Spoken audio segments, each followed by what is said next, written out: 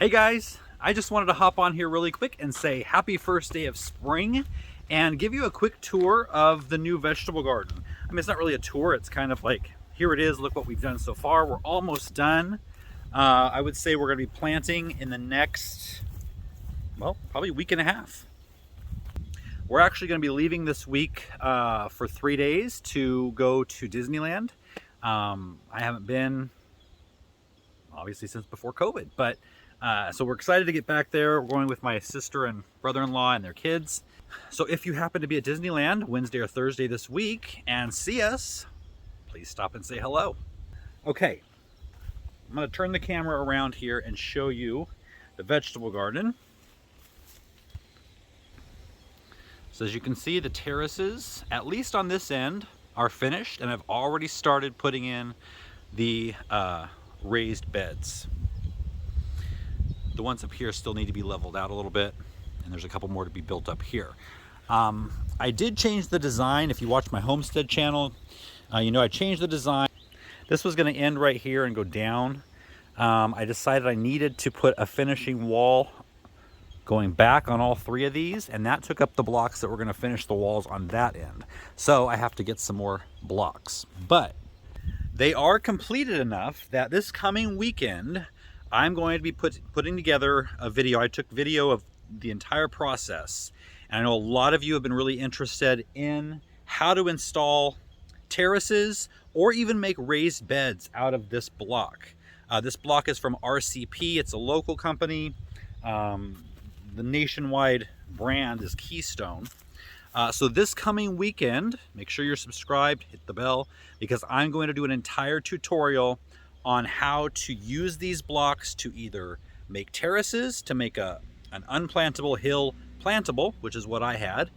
I'm also going to talk about how to use these to make a raised bed if you want something that is more permanent, long lasting, not have to replace all the time, and that video is definitely for you.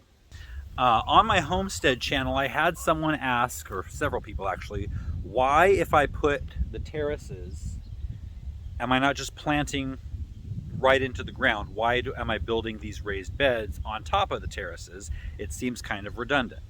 The reason I'm doing it like that is partly for aesthetics and partly because this soil, especially on the bottom here, is hard as a rock. It has not been amended. None of this soil has been amended. I don't exactly know what the native soil is like fertility-wise. I would need a good 6 inches of compost on top of the soil or even to mix it in, which means I would have to take 6 inches of soil out of each one of these terraces, and that would be a lot of work. So because my no-dig garden on the other side of the house has worked really well, I'm going to do the same thing here. I'm just going to fill these 2x6s.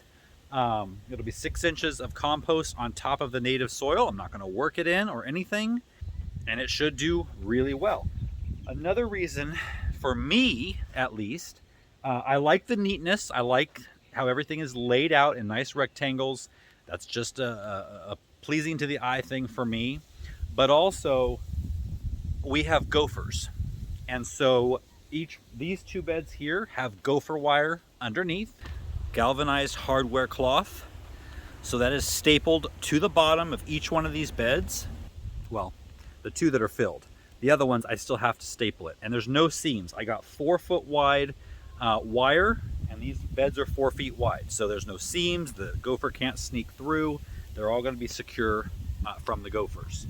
So those are the reasons that I chose to do raised beds on top of terraces. So I hope that answers your question. Anyway, I am super excited to get these beds planted. I'm going to be growing all kinds of crops out here. I'm going to be starting, I'll do a video next week. I'm going to plant my potatoes. They're all sprouted and ready to go.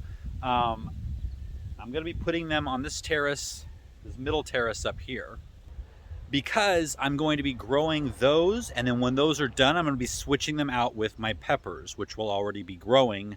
And I'll transplant those in because the potatoes should be done around May, and in May the night temperatures will definitely be up into the 60s and possibly 70s, and that's really what peppers need. My tomatoes will be on the top, and there'll be a bed of them on the left side and a bed of them on the right side. Because I grow them vertical, it'll be kind of a nice little beginning and end point to the vegetable garden. I'm also going to be growing a bunch of different kinds of pumpkins, different colors, different shapes, different sizes, and I have the space to do that now, so I don't have to stick with just, you know, the jack-o'-lantern style pumpkin. Those are actually going to be here on this hill where the grape vineyard will eventually go probably next year. So I've got a lot of room over here for pumpkins. Now, a lot of you have asked about, you know, I have 1.5 acres. Is this the only place I'm growing vegetables? No, it's not. This is actually 4 times bigger or more space than I had at my last house for vegetables. But all of my gardens here, and if you subscribe to my homestead channel, where we're actually showing you everything we're doing here, building out all of the gardens, the English garden, the cottage garden, is going to have vegetables and fruit in it, as well as tons of flowers. Our Japanese garden is going to have cherry trees. Our tropical garden, lots of tropical fruits. The Mediterranean garden will be the vegetable garden. We're also going to have fruit trees like figs and pomegranate, olive. We just planted up a brand new Mediterranean herb garden over here. And so we've got thyme and lavender and savory and rosemary and sage, a bunch of different kinds of sage. And then the French garden will be a French potager, which is basically a vegetable garden, an ornamental vegetable garden with flowers. So there's going to be edible plants all over the entire property. Since I'm talking about the old no-dig garden, we actually harvested some of the Napa cabbage. We harvested a real big cabbage that we used for St. Patrick's Day. Broccoli's doing good. Sprayed all the aphids off. Some of them are back. You just got to keep spraying them off with water. Some of them will crawl back up, some of them will drown. Oh, my avocado tree, which we planted in the fall, didn't look so great throughout the winter. You can see a lot of the leaves died. However, all over it, there's new growth, both flowers and leaves putting out.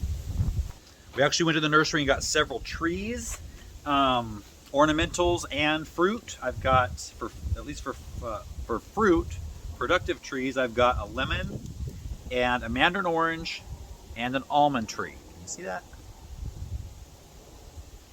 Little update on the cold frame. Got ranunculus coming up like crazy and lots of pumpkins. The perennials are still no-shows. Let me know down below how you, this will be coming out later today, so it'll be the end of the first day of spring. Let me know how you guys spent your first day of spring, if you were able to garden or if it's still too cold for you. I'll see you guys next time.